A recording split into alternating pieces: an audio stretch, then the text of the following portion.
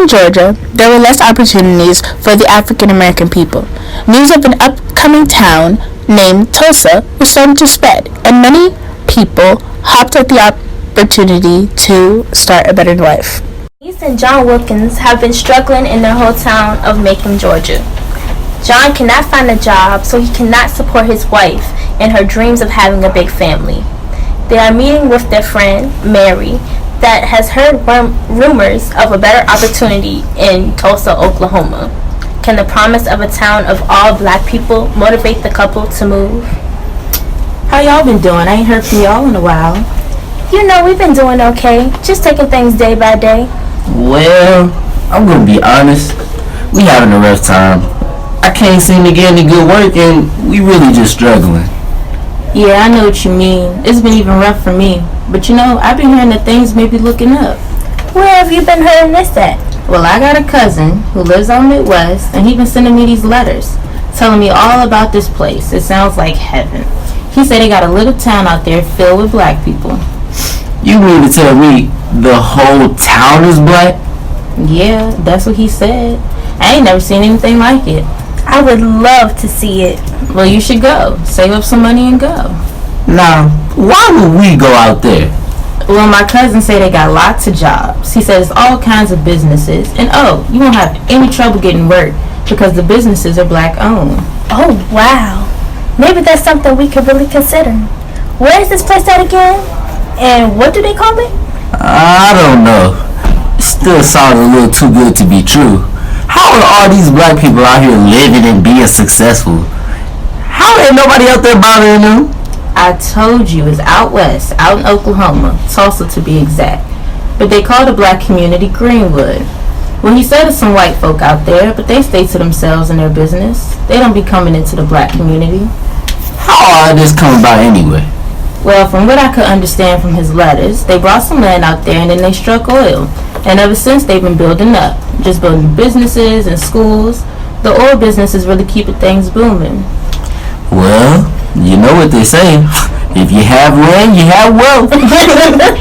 Yeah, especially in this case since they struck oil. We should really go. This sounds like it could be really good for us. You know I want to start a family soon. I want kids someday. Yeah, I know, baby. I'm trying to make things work. Well, this is how we're going to do it. This is our shot. Yeah, that would be the perfect place to have a family. They're building lots of housing developments out there. It's really a good place for families to go. See, this will be absolutely perfect for us. My cousins say there's people steady coming out there. It's like everyone's migrating. Well, are you going out there yourself? Oh, I'm trying. Me and my son are trying to go out there once we save up a little bit of money. That'll be perfect. We could go together. Well, okay then.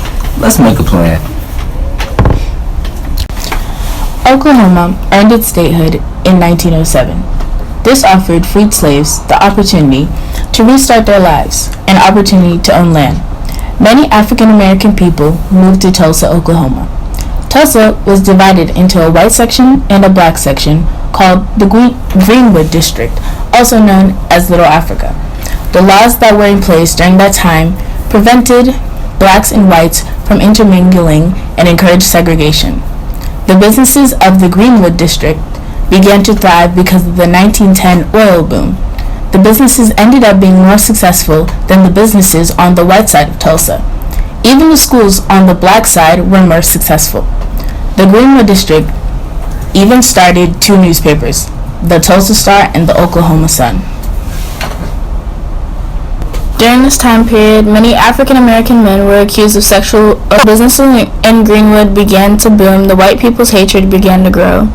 At the end of 1921, about 2,000 members of the Ku Klux Klan resided in Tulsa. During the riots from May 31st to June 1st, every business in the Greenwood neighborhood was burnt to the ground. Police arrested 6,000 of the 10,000 black people residing in the Greenwood neighborhood. About 9,000 people were left homeless, and there was about $30 million in damage. Today we take a look back in time as we reenact the trial of the Tulsa race riot scandal that happened in Oklahoma. This involved an African American man named Dick Rowland and a white woman named Sarah Page. This riot led to an outbreak in violence against white people and black people in the community. So explain what happened. Well, it all started on May 31st, 1921. I didn't mean no harm to anybody. I simply made my way to the closest public restroom available to me as a black man in this town, which was on the top floor of the Dexter building. In the elevator, I made an encounter with Sarah Page, a white woman I did not know at all. And you touched her? No, ma'am, not at all. I was accused of leaning against the woman on the way out the elevator, but I ain't done none of that. She let out a scream, and I ran out the elevator. Thank you. Sarah Page, to the stand, please. So what happened? I don't want to say much, but I just remember being in an elevator when the young black boy forced himself onto me, and I let out a scream. He ran out of the elevator after, but I remember the cops and a few other men taking care of it after. Taking care of it in what way? All I'm going to say is that these men were trying to protect me from the dangers of this boy. It was handled.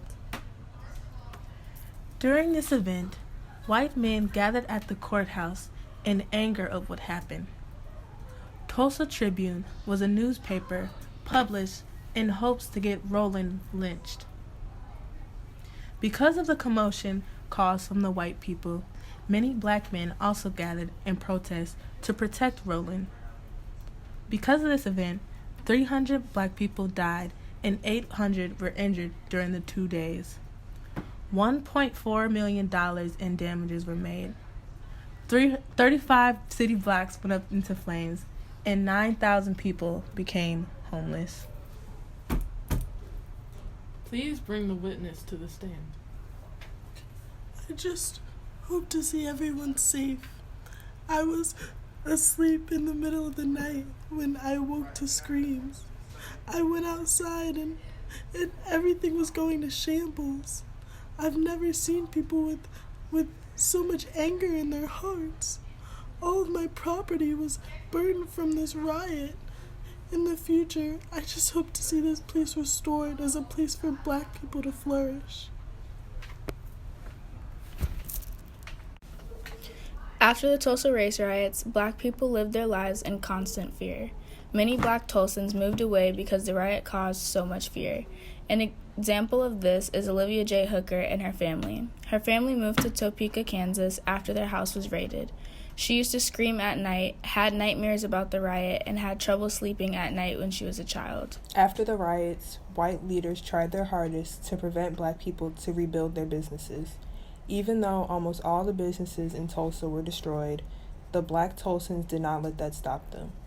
At the end of 1922, 80 businesses were opened up again. The Greenwood neighborhood even flourished throughout the Great Depression and was home to many upper and middle-class black people. By the 1940s, the Greenwood neighborhood began to thrive like it was before the riots. However, this did not last long. In the 50s, the majority of black businesses in Greenwood closed down due to desegregation. Many small businesses in the area were pushed out by large retailers that were owned by white people.